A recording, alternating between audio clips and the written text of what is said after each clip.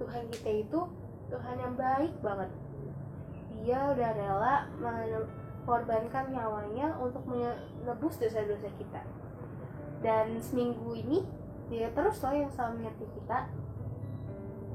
Kebaikan Tuhan tuh berlimpah banget di hidup kita, gak bisa kita sebutin satu persatu. Lalu untuk membahasnya gimana ya? Apa berdoa dan membaca firman-Nya saja cukup? Apa berbuat baik kepada sesama tuh udah cukup? Aku mau ajak kita semua buat nyanyiin satu pujian. Dengan apa akan kubalas?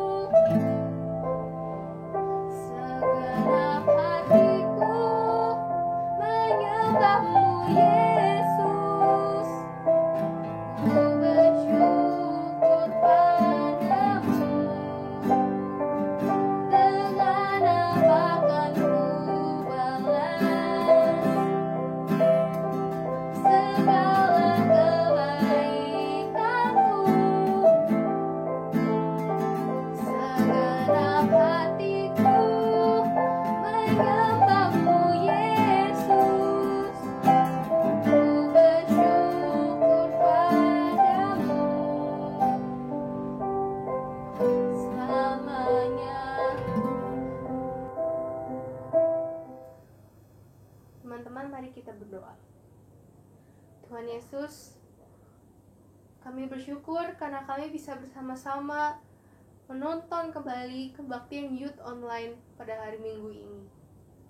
Tuhan, kiranya nanti firman yang akan diberitakan kepada kami tidak kami lupakan, tapi bisa kami ingat dan bisa kami terapkan juga dalam kehidupan kami di sehari-hari.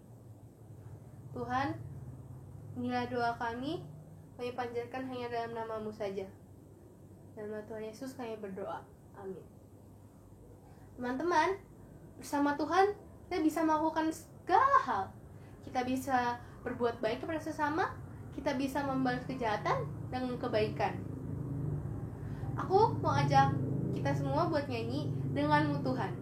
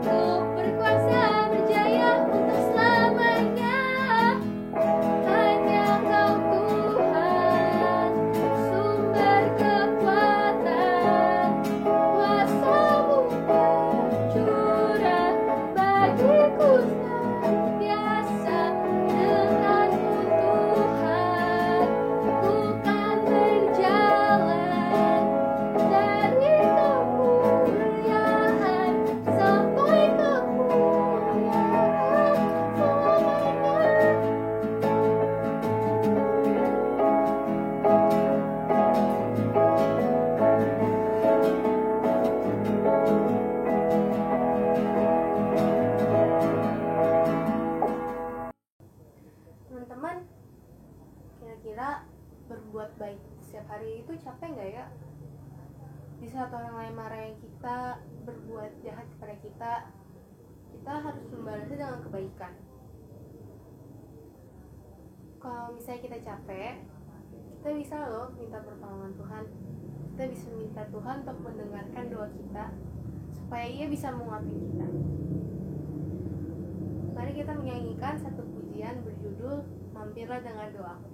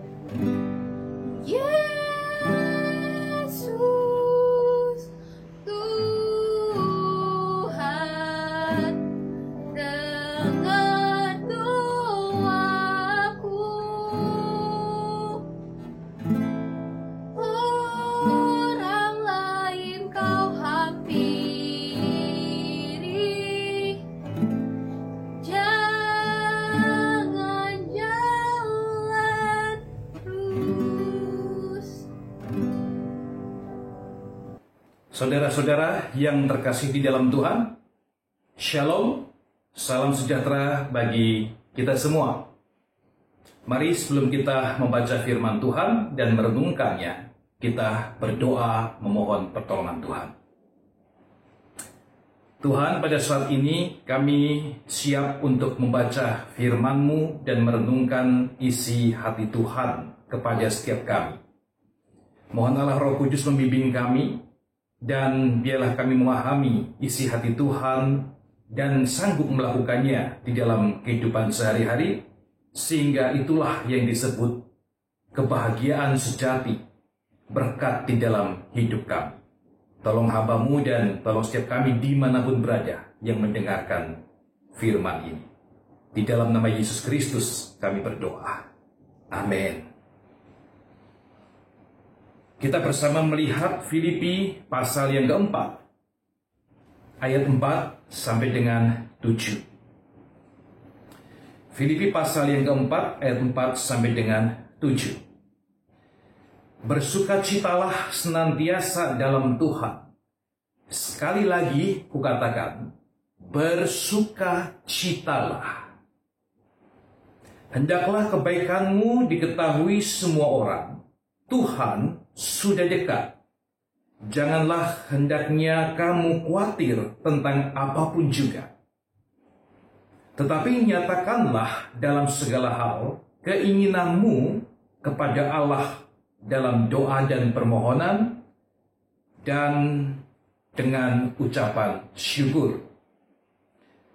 Damai sejahtera Allah yang melampaui segala akal akan memelihara hati dan pikiranmu dalam Kristus Yesus. Nah, itulah firman Allah.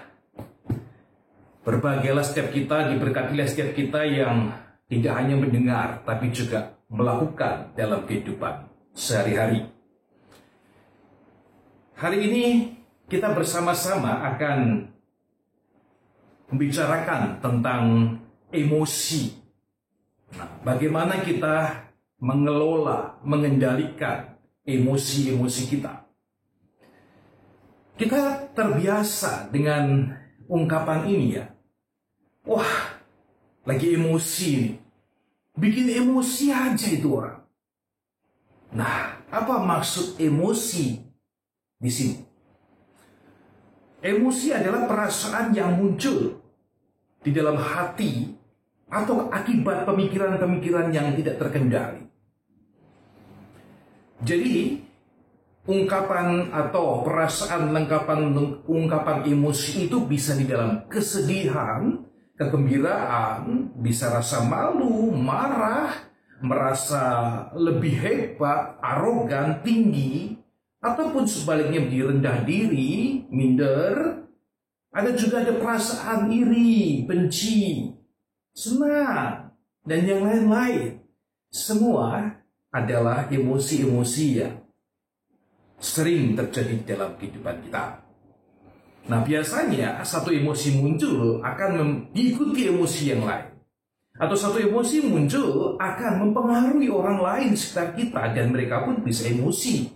Sebab ada aksi, pasti muncul reaksi, bukan? Nah, seorang filsuf, Plato namanya, dari Yunani ini. Sangat terkenal sekali Plato itu. Satu kali mendapat penghargaan sebagai warga negara teladan di kota Athena.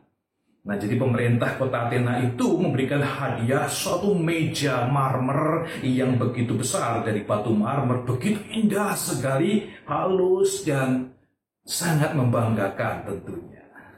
Nah, mulai Plato ini merasa dirinya besar, merasa dirinya hebat, merasa dirinya perlu untuk bersyukur dan memamerkan sekaligus membanggakannya kepada teman-teman dan orang-orang di sekitarnya.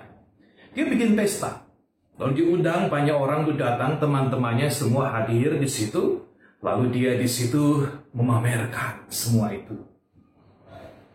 Nah, di tengah teman-temannya begitu banyak itu, tiba-tiba muncul seorang teman yang juga seorang filsuf dari desa yang hari itu khusus datang menempuh perjalanan cukup panjang dan tentunya akhirnya dia badannya kotor, sepatunya juga kotor. Namun dalam keadaan yang kotor-kotor semacam itu dia tiba-tiba melompat dan berada di atas meja marmer yang indah itu. Apa hasilnya? Betul, kotor. Semua kotor, berantakan. Ya, jorok sekali. Semua orang geleng-geleng kepala. Lalu teman Plato itu mengatakan, hari ini saya sangat senang sekali. Saya ikut bersyukur dengan Plato. Temanku yang pintar, yang hebat, yang teladan ini. Ya, sangat membanggakan. Namun sekaligus hari ini aku datang untuk menginjak-injak kesombongan, arogansi dari dia. Maka meja itu diinjak-injak menjadi kotor.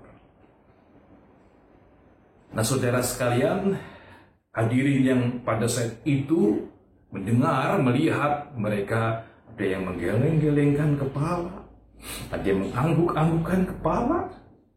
Nah, bagaimana Plato? Plato segera masuk sebentar ke dalam kamar. Lalu dia keluar kembali membawa satu sapu yang besar. Dan kemudian dengan sapunya yang besar itu, dia juga naik, kemudian dia sapu mejanya bersih-bersih. Sambil mengatakan demikian. Wahai temanku, sobatku yang baik, terima kasih kamu datang dari jauh-jauh untuk memberi selamat dan sekaligus menginjak-injak kesombongan saya. Namun saat ini saya juga hendak menyapu bersih-bersih sampah-sampah yang kau timbulkan. Yaitu sampah-sampah kekotoran-kekotoran iri hatimu. Ya, demikian saudara. Dua filsuf berdebat di dalam emosinya. Nah, saudara-saudara yang dikasihi Tuhan, dalam hidup bersama dengan orang lain memang tidak sederhana. Masing-masing punya perasaan, masing-masing punya pikiran yang tidak sama satu dengan yang lain. Nah, kalau kita tidak bisa menjaga diri, mengendalikan emosi dan pikiran kita, perasaan dan pemikiran kita, maka yang terjadi adalah akan menyinggung orang lain, menghasilkan reaksi, bahkan pertentangan, selanjutnya pertengkaran, dan hidup tidak lagi menyenangkan. Damai sejahtera itu bisa hilang. Nah, sering kita beralasan, kan dia dulu yang mulai, bukan saya. Dia begitu menyebalkan. Aku kan hanya membalas saja, respon saja. Pokoknya dia yang jahat, bukan saya. Nah, kembali kita coba melihat lebih panjang lagi, lebih jauh lagi. Hidup cuma satu kali, loh. Apa enaknya hidup di dalam pertentangan dan tidak ada damai sejahtera seperti itu? Apa enak? Apa enak juga dilihat orang? Dan apakah enak? Apakah baik dilihat Allah, Bapa surgawi kita? Rasul Paulus, walaupun dalam keadaan yang sulit, terbatas, terisolasi, terpenjara hari itu, namun dia nggak peduli dengan dirinya sendiri dan kesulitannya itu. Dia justru lebih peduli dengan mereka yang di luar penjara yang hidup bebas, yaitu jemaat di kota Filipi misalnya. Paulus bisa saja emosi, sebel, jengkel, sedih, marah, frustasi. Aku ini kan melayani Tuhan ya. Aku ini kan menyatakan kebaikan untuk bersaksi bagi Tuhan ya. Kenapa nggak diterima, ditolak seperti ini akhirnya dan dipenjarakan? Emosi nih, emosi. Lalu kenapa ya Tuhan mengizinkan ini terjadi? Tambah emosi. Nah sekarang tambah lagi nih. Banyak masalah muncul. Salah satunya muncul dari jemaat Filipi. Ada pertengkaran di sana.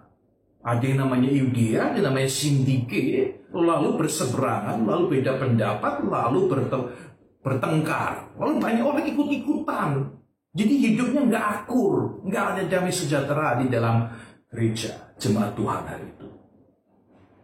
Saling meninggikan diri, merasa lebih benar, lebih hebat, merendahkan orang yang lainnya merasa iri, marah, benci, berantem, kacau semuanya. Nah, apakah Paulus tambah galau dan frustasi? Enggak tuh. Sebaliknya Paulus menulis surat dan menasihati mereka dengan hikmat dari Tuhan. Kita melihat Filipi pasal 4 tadi. Ya. Nasihatnya, ungkapan hikmat Paulus pada ayat pertama, kita perlu perhatikan. Pasal 4 ayat pertama. Karena itu, saudara-saudara yang kukasihi, ya, yang kurindukan, sukacitaku, mahkotaku, berdirilah juga dengan teguh dalam Tuhan. Hai saudara-saudara yang kekasih. Sebelum dia menasihati lebih lanjut di ayat-ayat yang tadi awal kita sudah baca, Paulus membukanya, mengingatkan siapa jemaat Filipi itu. Mereka adalah orang-orang yang dikasihi Tuhan. Mereka adalah orang-orang yang dikasihi Paulus. Paulus sangat berharap semua yang mereka sudah terima dari Tuhan itu dibuktikan dalam hidup yang baik. Bukannya menjadi seperti itu. Dan Paulus ingatkan, harus kembali berdiri teguh di dalam Tuhan. Nggak ada jalan lain, saudara-saudara, nggak ada jalan lain. Kalau ingin hidup dengan baik dengan orang lain, mau emosi dan pikiran kita terkontrol dengan baik dan penuh sukacita, hidup ini harus diawali berdiri teguh di dalam Tuhan. Dengan kata lain, bergaul dengan Tuhan, berjalan bersama dengan Tuhan, mempunyai hubungan relasi yang dekat dengan Tuhan. Saudara, Yesus Kristus Tuhan sudah memberikan contoh bagaimana dia mengelola, mengendalikan emosi dan pikiran-pikirannya ketika banyak tantangan dan godaan terjadi. Dan dia menang sampai di kayu salib untuk menyelamatkan saudara dan saya. Bagaimana kalau hari itu dia pecah emosinya, dia tidak bisa mengontrol emosinya? Kita bersyukur dia adalah teladan yang sempurna. Oleh karena itu, mari terus bergaul dengan orang yang semacam ini. Pribadi yang semacam ini. Tuhan, Allah yang menjadi manusia. Satu-satunya yang bisa berikan teladan dan sumber kekuatan. Agar kita bisa mengontrol emosi dengan baik. Saudara, kita bergaul dengan siapa? Pengaruhnya besar sekali. Ya, kita dekat dengan apa? Itu akan menjadi bagian dalam hidup kita. Dan berdampak mempengaruhi kita. Saudara dekat dengan teman-teman yang baik, pintar, rajin belajar, suka menolong, baik hatinya, mungkin kita akan lebih cenderung menjadi seperti mereka. Sebaliknya, kalau kita dekat dengan mereka yang tidak baik, saudara, belajar jelek itu cepat, belajar baik itu lama.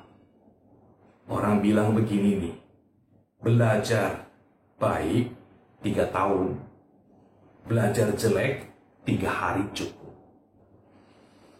Oleh karena itu, mari kita pilih untuk datang kepada Tuhan. Teladan yang baik itu yang bisa mengontrol hidupnya, mengosongkan dirinya dari Allah menjadi manusia, tidak sombong namun dengan cinta dan kasih. Lalu dia kemudian menyelamatkan manusia, karya keselamatan terjadi, dan dia ditinggikan. Bapak, Ibu, Saudara sekalian, remaja sekalian yang saya kasihi, para pemirsa. Mari kita datang kepada Tuhan. Berdiri teguh di dalam Tuhan. Hanya itu caranya. Tidak ada cara yang lain.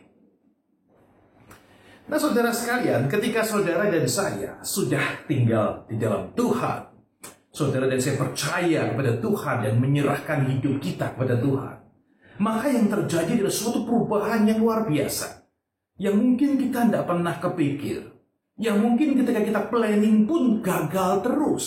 Namun dengan pimpinan pertolongan Allah Roh Kudus, semua planning rencana kita itu sanggup terjadi. Bukan karena kekuatan saudara dan saya. Kita nggak mampu untuk itu. Namun itu akan muncul. Karena Allah Roh Kudus tinggal dalam hidup kita. Dan ketika kita mentaati pimpinannya, buah-buah roh itu akan muncul. Ya, hidup kita akan penuh dengan sukacita. Sukacita yang melimpah. Sukacita yang tidak sama dengan kesenangan atau happy. Kalau saudara dan saya cari kesenangannya happy, di mana-mana juga ada. Namun begitu cepat dapat lalu hilang. Nggak bisa kita happy terus. Nggak bisa memuaskan hidup kita. Sebentar juga kita bete lagi. Kita capek lagi, kita emosi lagi. Namun sukacita yang dari Tuhan itu nggak akan hilang. Jikalau saudara dan saya tinggal di dalam Tuhan dan taat pimpinan Allah Roh Kudus.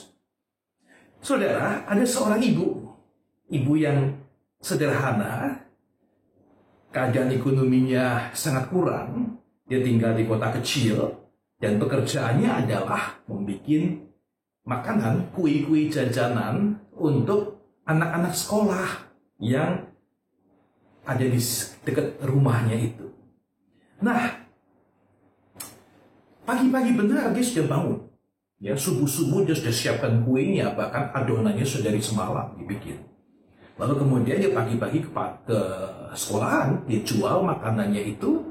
Setiap kali jam istirahat anak-anak keluar hari itu, tentunya itu masa sebelum ada pandemi COVID ya, Bapak Ibu Saudara sekalian, adik semua, rekan-rekan. Lalu kemudian anak-anak itu keluar menyerbu makanannya, ramai sekali. Makanannya beli ini, ambil ini, itu semua. Akhirnya satu orang ibu ini bagaimana bisa kontrol begitu banyak pembeli.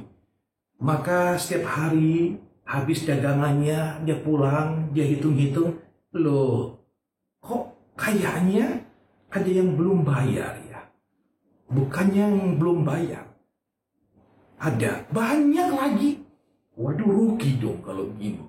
Tiap hari pasti ada kerugian. Namun saudara-saudara sekalian, dia nggak merasa marah, jengkel, emosi. Dia merasa damai sejahtera, dia tenang, dia bahagia. Dan tiap hari dia lakukan itu. Ya, dia dagang, dia berjualan, dia berugi. Namun betapa bahagianya dia melihat anak-anak itu bisa makan, bisa senang, happy, dan bisa kenyang perutnya untuk belajar. Seorang bertanya sama dia, karena heran ya, dia tanya kepada ibu ini, Bu, kenapa ibu bisa begitu ya? Ibu nggak capek pagi-pagi bangun, lalu untungnya cuma sedikit bahkan rugi. Tiap hari begini, Bu. Ibu nggak mikirin hidup ibu sendiri. Ibu itu menjawab dengan tersenyum, sangat ramah, penuh sukacita, tidak ada paksaan dan tidak ada dibikin-bikin. Dia mengatakan, saya itu senang sekali. Saya nggak tahu gimana melukiskan perasaan saya. Saya happy sekali. Happy itu apa nggak tahu, senang luar biasa. Ketika saya melihat anak-anak itu mengambil dagangan saya, makan makanan saya yang sederhana itu. Walaupun mereka bisa bayar, walaupun mereka tidak bisa bayar, walaupun mereka ada yang ambil begitu saja tidak bayar. Saya merasa happy, saya bersuka cita, saya senang sekali. Mereka senang, saya senang. Dan saya besok ingin menyenangkan mereka lagi. Nggak tahu kenapa begitu. Tapi karena saya mau berbagi. Semenjak saya percaya Yesus Kristus Tuhan, nggak tahu kenapa hidup saya ini jadi berbeda. Saya merasa hidup saya ini bahagia. Merasa hidup saya ini senang sekali.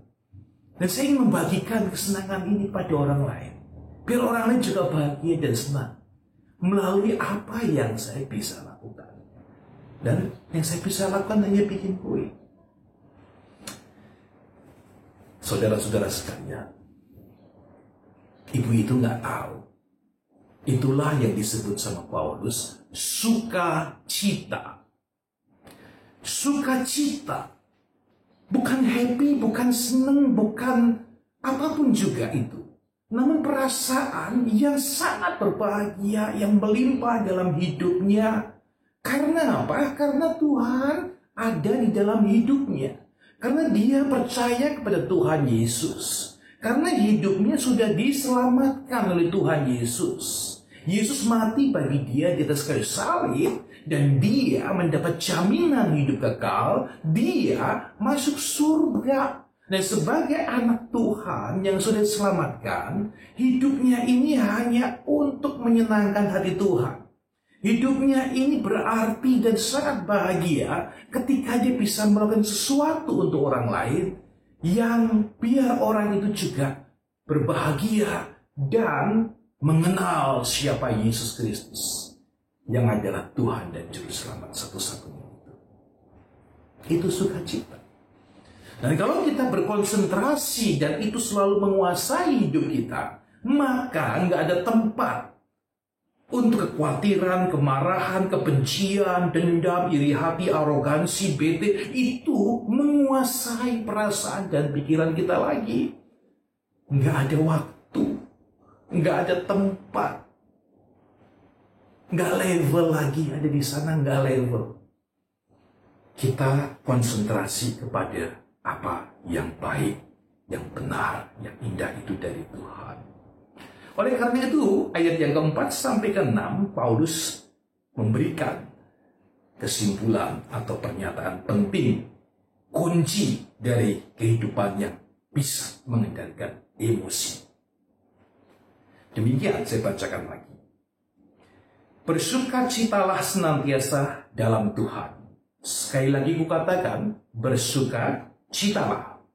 Hendaklah kebaikan hatimu diketahui orang, semua orang. Tuhan sudah dekat. Janganlah hendaknya kamu khawatir tentang apapun juga. Tetapi nyatakanlah segala hal keinginanmu dengan ucapan syukur dalam doa dan permohonan. Damai sejahtera Allah yang melampaui segala akal akan memelihara hati dan pikiranmu dalam Yesus Kristus. Itulah kesimpulannya dari Paulus bagaimana kita mengontrol emosi kita. Ya, orang yang dipenuhi roh Tuhan karena dia percaya kepada Tuhan Yesus sebagai juru selamatnya. Roh Tuhan memenuhi hidupnya, Roh Kudus memimpin hidupnya. Hidupnya menghasilkan sukacita, kebahagiaan dari surga itu. Lalu dia tidak bisa berdiam diri.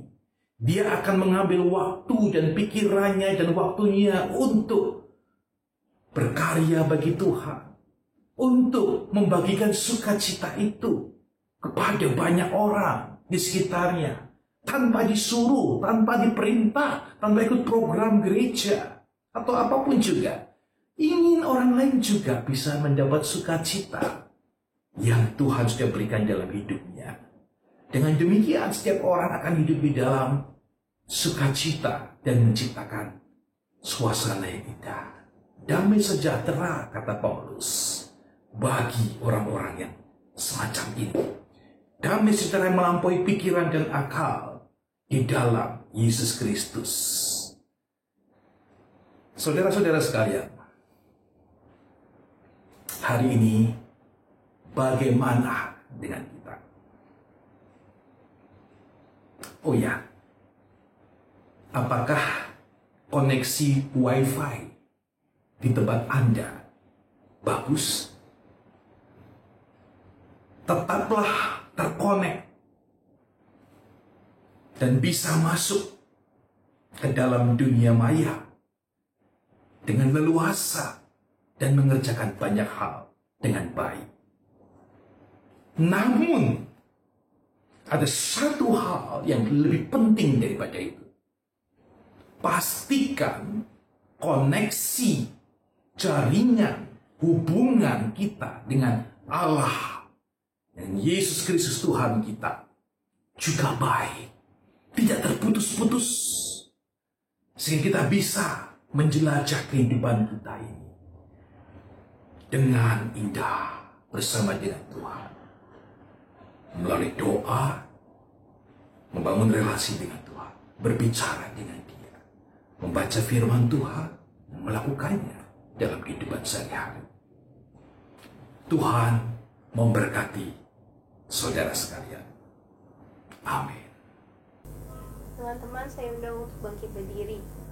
Mari kita dengan gereja dari segala abad dan tempat, kita mengikrarkan pengakuan iman rasuli. Pengakuan iman rasuli. Aku percaya kepada Allah, Bapa yang Maha Kuasa, Kain langit dan bumi, dan kepada Yesus Kristus, anaknya yang tunggal Tuhan kita, yang dikandung daripada Roh Kudus, lahir dari darah Maria, yang menderita sengsara di bawah pemerintahan Pontius Pilatus, disalibkan, mati, dan dikuburkan, turun ke dalam kerajaan maut. Pada hari yang ketiga, bangkit pula di antara orang mati, naik ke surga, duduk sebelah kanan Allah, Bapa yang Maha Kuasa, dan dari sana yang akan datang untuk menghakimi orang hidup dan yang mati. Aku percaya kepada Roh Kudus, gereja yang kudus dan am, persekutuan orang kudus, pengampunan dosa, kebangkitan orang mati, dan hidup yang kekal. Amin. Teman-teman, silakan duduk kembali. Teman-teman, sekarang tiba saatnya untuk kita memberikan sedikit dari apa yang kita punya. Kita akan memberikan persembahan kita sambil kita menyanyikan lagu Give Thanks.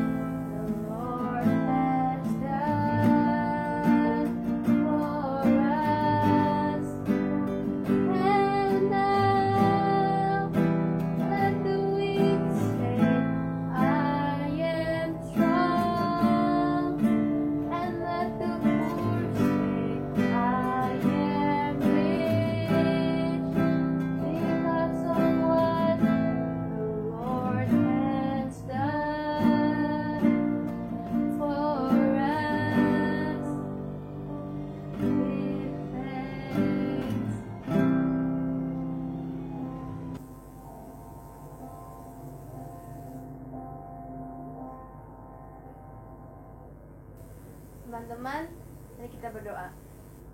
Tuhan Yesus, hari ini, pada minggu hari ini, kami datang kembali ke hadapan-Mu dengan membawa sedikit dari apa yang kami punya. Kiranya uang ini bisa dipergunakan untuk memperbesar kerajaan-Mu saja. Dalam nama Tuhan Yesus, kami berdoa. Amin. Teman-teman, kalau misalnya kita berdoa kepada Tuhan, Tuhan tuh pasti peduliin kita, karena Dia gak pernah sekalipun stop memperhatikan kita loh. Setiap perkara yang kita alami, mau sekarang ataupun di masa lalu ataupun mungkin di masa depan, Tuhan udah tahu dan Tuhan peduli sama kita. Ayo sama-sama kita nyanyikan Allah Peduli.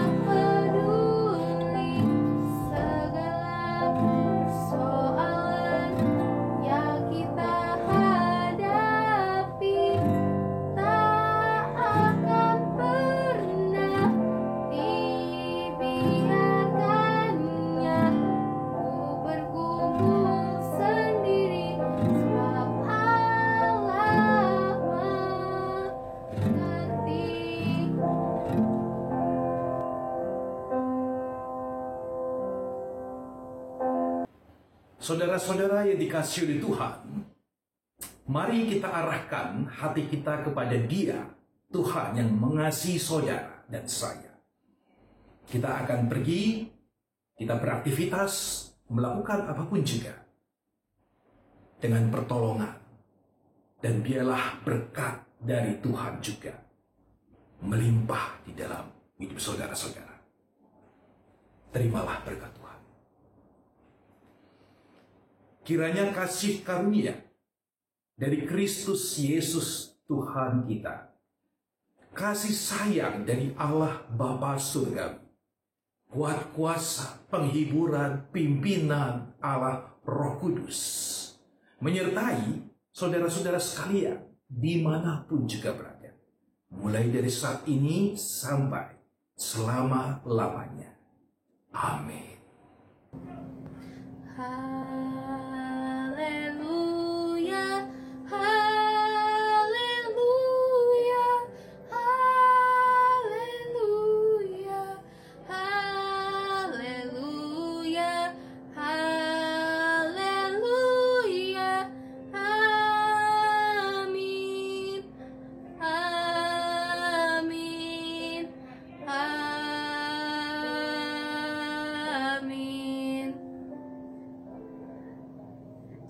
Persilakan untuk duduk. Ibadah selesai. Selamat hari Minggu.